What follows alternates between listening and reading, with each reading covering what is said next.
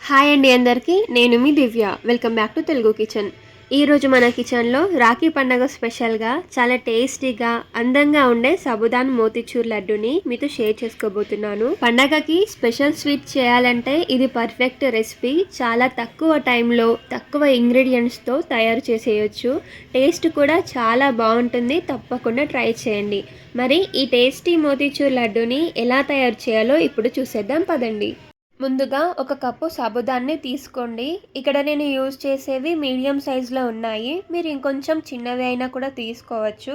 ఇప్పుడు వీటిని ఒక బౌల్లోకి తీసుకొని ఓసారి బాగా కడగండి. ఆ తర్వాత 2-3 కప్పుల నీళ్లను పోసుకొని 1 గంట పాటు నానబెట్టండి. మళ్ళీ మీకు 1 గంట తర్వాత చూపిస్తున్నాను. చూడండి, సగ్గుబియ్యము చక్కగా నానిపోయినాయి కదా. ఇప్పుడు ఒక స్ట్రైనర్ని తీసుకొని వీటిని వడకట్టేసుకుందాము. స్ట్రైనర్లోకి వేసుకున్న తర్వాత సాబుదాన్లో ఉన్న నీరంతా కూడా వడిచిపోయేలాగా ఒక 2 నిమిషాల పాటు అలాగే ఉంచండి.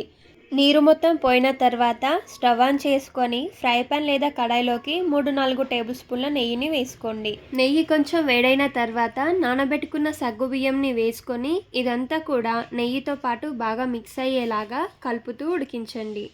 సగ్గుబియ్యం అనేది కడాయికి అంటుకోకుండా ఇలా మధ్య మధ్యలో కలుపుకుంటూ చక్కగా ఉడకనివ్వండి.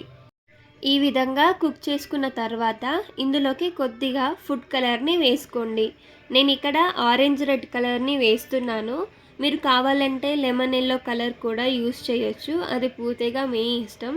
ఫుడ్ కలర్ని వేసి ఒకసారి అంతా కలుపుకొని 1 నిమిషం పాటు కుక్ చేశాక ఇందులోకి రుచికి సరిపడా, అంటే మనం తీసుకున్న 1 కప్పు సగ్గుబియ్యానికి 3/4 కప్పు చక్కెరను తీసుకోండి. షుగర్ వేసి కలుపుకున్న తర్వాత ఇలా కొంచెం పలుచగా అవుతుంది. ఈ టైంలోనే ఒక 2-3 టేబుల్ స్పూన్ల వాటర్ మిలన్ సీడ్స్ కానీ లేదంటే పంప్కిన్ సీడ్స్ని కానీ వేసుకొని మరోసారి కలపండి. ఇలా కలుపుకుంటూ ఒక 4-5 నిమిషాల పాటు మీడియం ఫ్లేమ్లో కుక్ చేయండి. కన్సిస్టెన్సీ అనేది ఇలా చిక్కపడుతుంది. లడ్డు కోసం ఈ విధంగా ఈ కన్సిస్టెన్సీలో ఉంటే మనకి లడ్డు చుట్టడం అనేది పర్ఫెక్ట్గా వస్తుంది. అండ్ టేస్ట్ కూడా బాగా కుదురుతాయి అన్నమాట. సో ఈ టైంలోనే స్టవ్ ఆఫ్ చేసేసి ఇది కాస్త చల్లారనివ్వండి.